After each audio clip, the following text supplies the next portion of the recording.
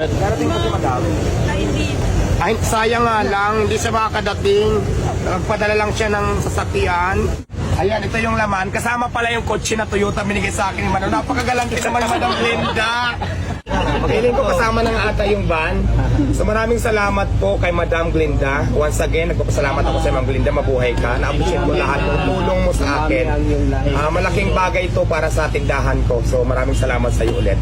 Ayan guys, medyo may tumawag sa atin ngayon dahil may nagbibigay na naman ng mga kagamitan natin dito sa Parisan. Tingnan natin kung sino. Tara! Tingnan natin kung ano itong mga pinadala sa atin at saka kung sino ang nagbigay. Ang init pala. Dali lang. Ano po yung mga dala nyo? Lamesa po upuan, tapos may sa may bottling at may mga Ayan, maraming salamat. Ang nagbigay pala sa akin, nagpadala si Madam Glenda. Siguro naman marami nakakilala kay Madam Glenda. No? Ito yung may-ari ng skincare. Siya yung may-ari si Madam Glenda. So, nabigay ng tent, lamisa, mga upuan, may planggana, at kung ano-ano pa. Diyos ko, baka may kasama pa itong lalaki package. Asana yung tent? Ay, sa likod na dito. Diwata, naamnalpan mo, Diwata!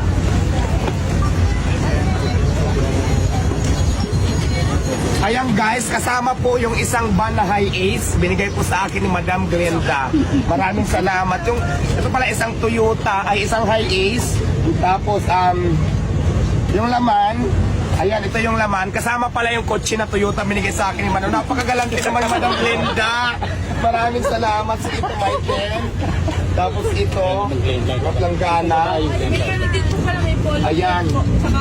Lahat yan kasama na po yung kotse, binigyan ako. Kaya naman sa palakpakan mo naman sa Madam Glenda, laki naman ang binigay mo sa akin. Sa kotse pa lang, sa van pa lang, naku, palong-palong na ako. Oo. Darating po si Madam. Ay, sayang nga lang, hindi siya makakadating. Nagpadala lang siya ng sasakyan. Binigyan niya ako ng van, yung high is na to.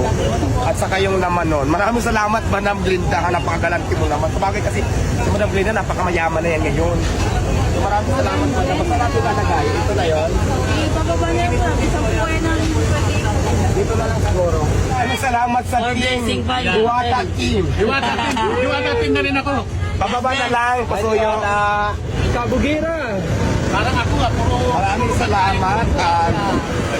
Mabuti nga padalhan ako ng corona ni Ma'am Glenda. Maraming salamat sa crown na ito. Napakabigat pala ng crown.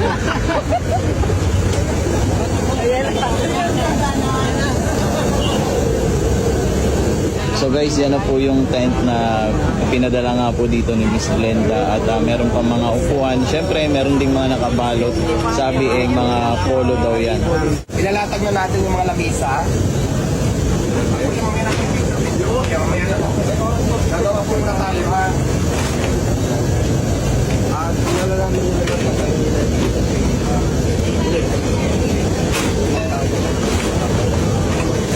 ayan, tatlo lang yung paa. Tatlo lang yung paa.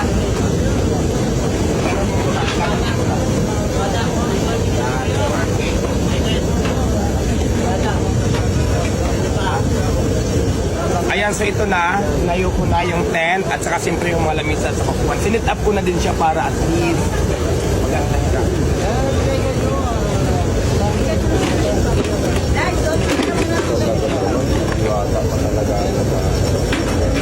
At syempre may mga damit din. Dito. May damit din siya. Pero malaki. Malaki ang damit.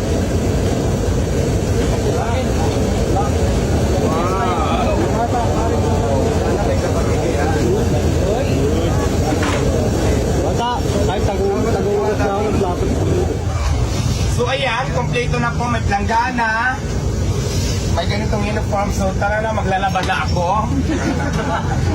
Tapos syempre hindi, maraming salamat Ma'am Glenda dito sa mga binigay mo. Lamisa, planggana, sangkalan, containers, saka tent. Thank you so much. Malaking bagay ito dito sa aking tindahan. Malaking tulong ito para sa akin. At syempre, pana-appreciate ko po yung inyong kabutihan na inyong binahagi sa akin.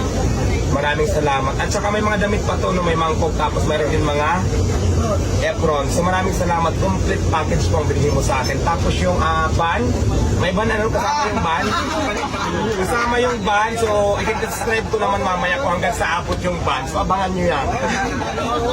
Gusto ko lang ulit pasalamatan si Madam Glenda. Siya po yung may-ari ng skincare.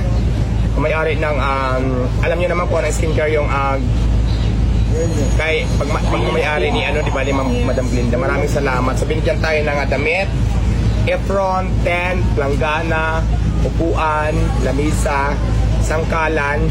So maraming salamat. Hindi ko alam kung kasama yung ban eh. Hindi ako masyadong sure. Sana sinama na, no? Feeling ko kasama na nga ata yung ban. So maraming salamat po kay Madam Glenda. Once again, nagpapasalamat ako sa Madam Glenda. Mabuhay ka. Na-appreciate ko lahat ng tulong mo sa akin. Malaking bagay ito para sa tindahan ko. So maraming salamat sa iyo ulit.